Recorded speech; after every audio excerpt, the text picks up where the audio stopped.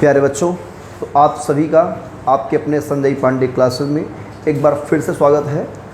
और आज हम धीरे धीरे मैग्नेटिज्म को समाप्त करते हुए एक और नए चैप्टर में प्रवेश कर चुके हैं जिसका नाम है इलेक्ट्रोमैग्नेटिक इंडक्शन। आज इसका ये फर्स्ट लेक्चर है ना। इसे शॉर्ट में हम लोग EMI कहते हैं। क्या कहते हैं? EMI। शॉर्ट में EMI, इलेक्ट्रोमैग्नेटिक इंडक्शन, ठीक है ना। शॉर्ट में हम लोग EMI कहते हैं। और ये एक फेनोमेना है ना। ये क्या है? एक फेनोमेना है, मतलब एक घटना कह लीजिए। अगर ये फेनोमेना डिस्कवरी ना हुआ होता, है ना, कौन सा फेनोमेना? इलेक्ट्रोमैग्नेटिक इंडक्शन, तो आज हम लोग जो ये आपके शादी विवाह में जो यूज़ करते हैं, जब लाइट कट जाती है तो क्या बोलते हैं उसे? जनरेटर, है ना। कहते हैं ना जनरेटर लाओ, जनरेटर स्टार्ट करो तब लाइट आएगी, है ना। उसमें डीजल वगैरह डाल करके, है ना, हैंडल घुमाते हैं। तो ये जो पॉसिबल हुआ है, वो अगर हो पाया है तो वो है ये फेनोमेना हमारा इलेक्ट्रोमैग्नेटिक इंडक्शन, ठीक है। तो हेडिंग भी आपका यही रहेगा, चैप्टर का नाम तो यही है, और हेडिंग में क्या रहेगा? Electromagnetic induction. मैं पहले इसका थोड़ा सा हिस्ट्री बताऊंगा। इस फेनोमेना का जो डिस्कवरी सबसे पहले किया है वो किया है माइकल फैराडे ने। किसने किया है? माइकल फैराडे ने। माइकल फैराडे ने एक एक्सपेरिमेंट किया। उन्होंने एक्सपेरिमेंट कैसे किया? उन्होंने ये देखा कि जैसे कि कोई करंट, किसी कंडक्टर में करंट फ्लो हो रहा हो तो उसके सराउंडिंग क्या बनती है बच्चों? मैग्नेटिक फील्ड बनती है।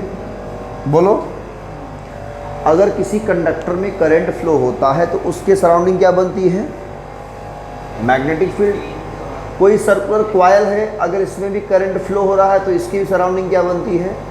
मैग्नेटिक फील्ड बनती है। एक्सिस पर भी मैग्नेटिक फील्ड आपने निकाला, है ना। इन्होंने देखा सब सारी चीज़ें कि चाहे वो स्ट्रेट कंडक्टर हो या सर्कुलर कॉइल हो या लूप हो या सोलेनॉइड हो, इन सब में करंट के फ्लो होने से मैग्नेटिक फील्ड बनती है। या यूँ कह लीजिए कि मैग्नेटिक फील्ड जनरेट होती है। यस, किसके फ्लो होने से? करंट। और ये बात किसने बताया?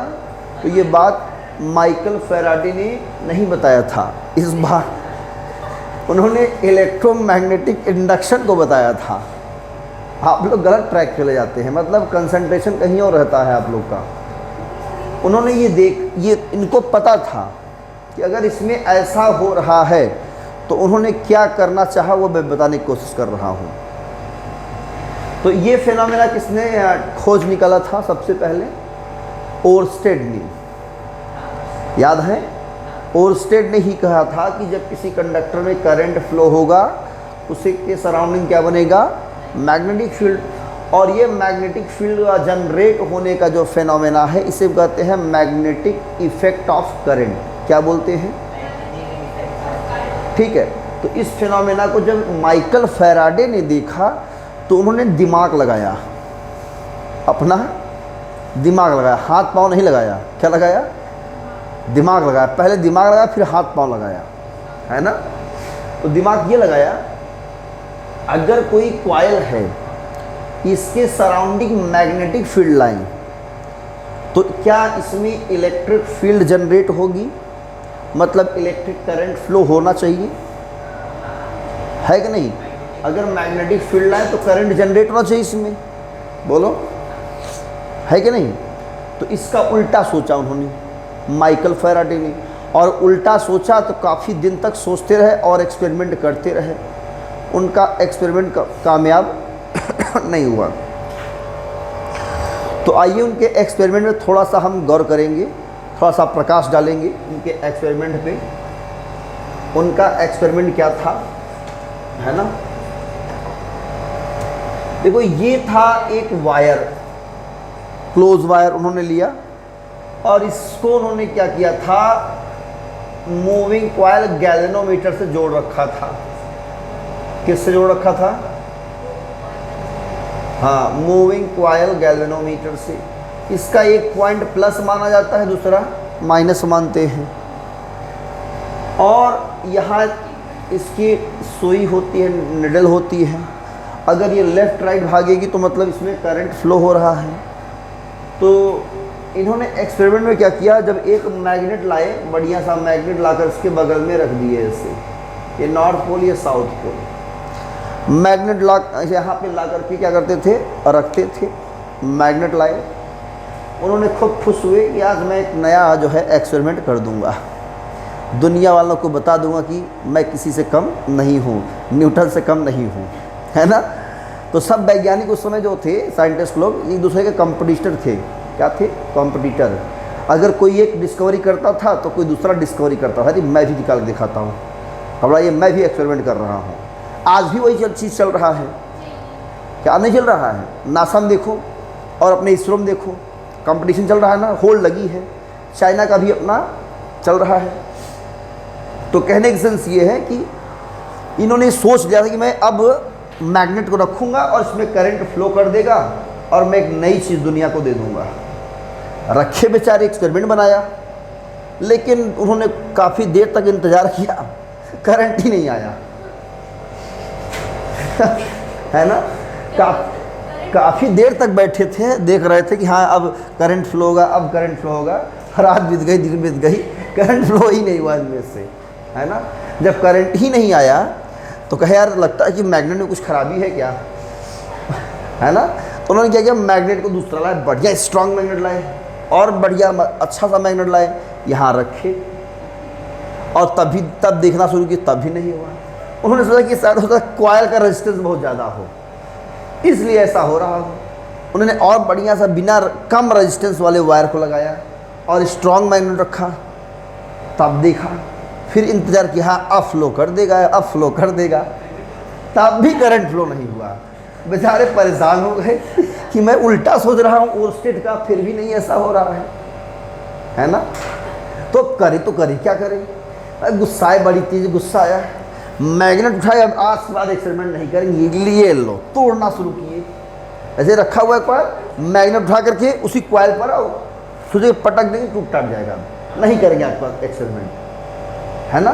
तो उन्होंने ऐसा सोच करके मैग्नेट को उठाया और तेजी से फेंका यहाँ पे इनके पास, कॉइल तोड़ने के उद्देश्य से फेंके थे। ये आज के बाद एक्सपेरिमेंट, लेकिन जैसे ही फेंके ये डिफ्लेक्शन एक साइड आ गया, एक साइड डिफ्लेक्शन दिख गया। है ये क्या हुआ? उनको बड़ा शॉक लगा, उनको लगा, अभी भी विश्वास नहीं हुआ उनके एक्सपेरिमेंट में। लगता कि हो सकता कि ये हिल गया होगा, है ना, गैल्वेनोमीटर हमारा हिल गया होगा, इस वजह से डिफ्लेक्शन आ गया, है ना, इस वजह से डिफ्लेक्शन आ गया। अब बेचारे कह एक बार फिर से मार के देखते हैं, अब थोड़ा दूर करके देखे, कॉइल को थोड़ा बड़ा कर दिए, अब तब तेजी से कॉइल में फेंके उन्होंने ताकि इसमें गैल्वेनोमीटर में टच ना हो। तब फिर खींच के मारे, फिर डिफ्लेक्शन देखे, उनका निगाह वहाँ पे था डिफ्लेक्शन वाली निडल पे। तो उन्होंने इस तरह से कई बार एक्सपेरिमेंट किया, अपने एक्सपेरिमेंट को रिपीट किया, कई बार फेंकते डिफ्लेक्शन देखते, है ना। उसके बाद कहें इसका मतलब मैग्नेट को फेंकने से आ रहा है, उन्होंने ये लॉजिक लगाया, फेंकने से आ रहा है, इसलिए वो बार बार फेंकते रह गए, है ना। हाँ, तो बार बार फेंकते रह गए मैग्नेट को, ठीक। लेकिन बाद में उन्होंने फिर दिमाग लगाया, ये फेंकना तो ठीक है, फेंकने से इसमें मोशन आ रहा है, मतलब मैग्नेट के मोशन करने से करंट आ रहा है। वो उन्होंने फाइनली लॉजिक लगाकर सोच करके दिया कि मैग्नेट के मोशन करने से क्या हो रहा है, इसमें डिफ्लेक्शन आ रहा है, मतलब करंट का फ्लो हो रहा है। फिर बाद में उन्होंने क्या किया, अगर मैग्नेट को रेस्ट में कर दें और कॉइल को मोशन कराएं, तो उन्होंने कॉइल को एक ऐसे कह लिए जो खिलौना वाला जो पहिया नहीं होता, इसमें मोशन रख दीजिए तो खूब ढंगलाइए उसको, है ना, खींचिए, है ना, मूव कराइए इससे। तो उन्होंने इस सिस्टम को कहाँ रखा, एक ऐसे खिलौने वाले पर सिस्टम रखा ताकि वो ये मूव कर सके कॉयल। तो मैग्नेट के पास जब कॉयल को तेज़ी से मूव कराते तब भी डिफ्लेक्शन मिला, और मैग्नेट को इसको कॉयल को तेज़ी से पीछे खींचते तब भी डिफ्लेक्शन हो रहा है। मैग्नेट को जब नज़दीक लाते तब भी डिफ्लेक्शन, पीछे खींचते तब भी डिफ्लेक्शन। तो वो समझ गए कि अगर मैग्नेट और कॉयल के बीच जब रिलेटिव मोशन होगा, मतलब ये मूव करे या तो मैग्नेट की तरफ या तो कॉयल हमारा मूव करे किधर, मैग्नेट की तरफ, तब इनको बोलते हैं रिलेटिव मोशन। क्या बोलते हैं? मतलब एक दूसरे के रिस्पेक्ट में जो मोशन होता है उसे रिलेटिव मोशन कहते हैं। क्लियर? तो मैग्नेट और कॉयल के बीच जब रिलेटिव मोशन होगा तो होता क्या है, इसके अक्रॉस, इस कॉयल के अक्रॉस एक पोटेंशियल डिफरेंस जनरेट होता है। इस पोटेंशियल डिफरेंस को हम लोग कहते हैं ईएमएफ। जैसे सेल में ईएमएफ नहीं होता, तो इस पोटेंशियल डिफरेंस को हम लोग क्या कहेंगे, ईएमएफ। मतलब ये इंड्यूस्ड हो रहा है, ये प्रॉपर मतलब टिकने वाला नहीं है। जैसे सेल में होता है ईएमएफ, तो हमेशा जैसे 2 वोल्ट का सेल लिया, 2 वोल्ट की बैटरी ली, तो 2 वोल्ट क्या है, उसका ईएमएफ है। क्लियर? ऐसे ही इसके अक्रॉस, कॉयल के अक्रॉस क्या रहेगा, एक पोटेंशियल में डिफरेंस आता है, ईएमएफ जनरेट होता है, और इसे हम लोग कहते हैं इंड्यूस्ड ईएमएफ। क्या कहते हैं? Induced EMF. और अगर सर्किट क्लोज है, मतलब प्लस माइनस कनेक्शन है, तो इसमें करंट भी फ्लो होता है। क्या फ्लो होता है? करंट। और उस करंट का नाम रखा इंड्यूस्ड करंट। क्लियर है ना? क्या नाम रखा? Induced current. और यही इंड्यूस्ड करंट और या इंड्यूस्ड ईएमएफ जनरेट होने का जो फिनोमेना है, इस फिनोमेना का नाम क्या रखा उन्होंने? Electromagnetic induction. इतना पापड़ बेलने के बाद तब जा कर के ईएमआई का नाम रख सके उन्होंने। ठीक है ना? तो इसके हम कुछ फिगर आपको दिखा दे रहे हैं। जैसे कि मान लो कि हम नॉर्थ पोल को नज़दीक लाते हैं, साइलेंट बेटा, किसको? नॉर्थ पोल को नज़दीक लाते हैं तो डिफ्लेक्शन इस साइड दिखा, मतलब करंट क्या होता है, एंटी क्लॉकवाइज फ्लो करता है। करंट कैसा फ्लो करता है? Anti clockwise. किसको? जब नॉर्थ पोल को लाते हैं। जब ये रेस्ट में था, रेस्ट में, तो नो करंट। क्लियर? जब नॉर्थ पोल नज़दीक आता है तो करंट एंटी क्लॉकवाइज। जब यही नॉर्थ पोल को जब हम पीछे की तरफ खींचते हैं इधर साइड में, तो वही कॉइल में जो करंट है हमारा, वो क्लॉकवाइज फ्लो करता है, ऐसे। ठीक है? तो जब साउथ पोल को लाते हैं तो सामने वाला क्लॉकवाइज, साउथ पोल को पीछे खींचते हैं तो सामने वाला एंटी क्लॉकवाइज करंट फ्लो करता है ना? इस तरह से उन्होंने देखा और एक के बाद एक उन्होंने स्टेटमेंट अपना दिया, और साथ में कुछ और साइंटिस्ट इनकी हेल्प के लिए आए, आगे बढ़े। उन्होंने भी अपने इस फेनोमेना को और भी डिटेल में एक्सप्लेन किया। तो केवल सिर्फ हम कह सकते हैं कि फैराडे को इसका क्रेज नहीं जाता। फैराडे तो शुरुआती में उन्होंने डिस्कवर किया, बाद में और भी साइंटिस्ट उन्होंने जिसमें इन्वॉल्व थे, वो और भी अपना स्टेटमेंट दिए इसके बारे में। तो पहला काम करेंगे आप सभी, इलेक्ट्रोमैग्नेटिक इंडक्शन में फिगर